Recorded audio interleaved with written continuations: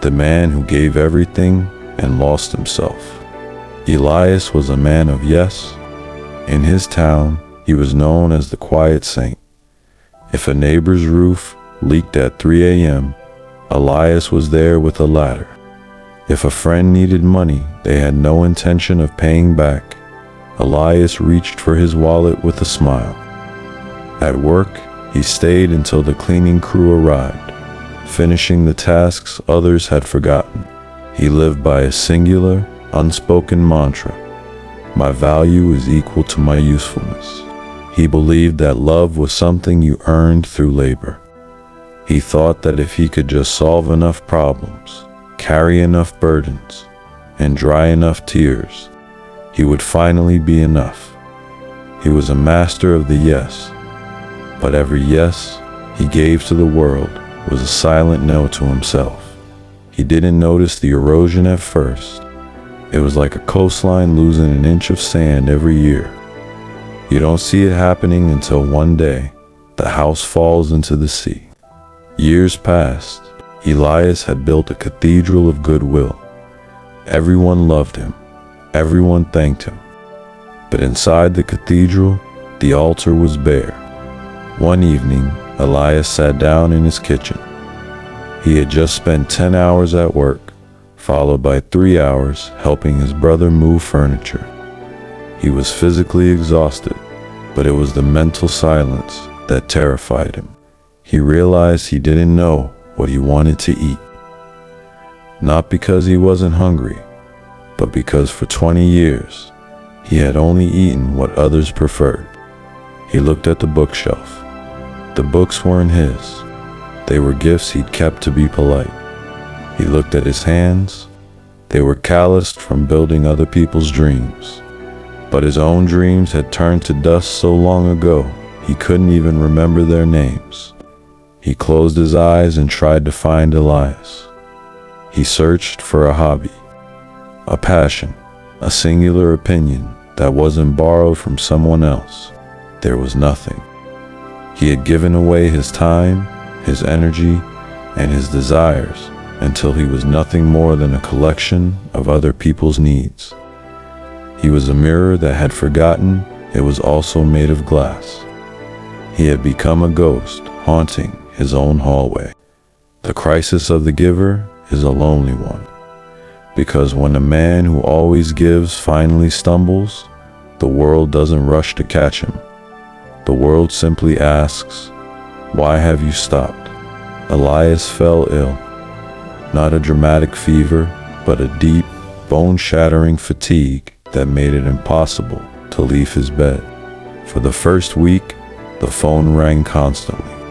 "Elias, can you pick up my shift?" "Elias, are we still meeting for the fundraiser?" "Elias, I need a favor." When he whispered no for the first time, there was a pause on the other end of the line. Not a pause of concern, but a pause of irritation. By the second week, the phone stopped ringing. As he lay in the silence of his room, the truth hit him like a physical blow. The love he had worked so hard to earn was actually just dependence. People didn't love Elias.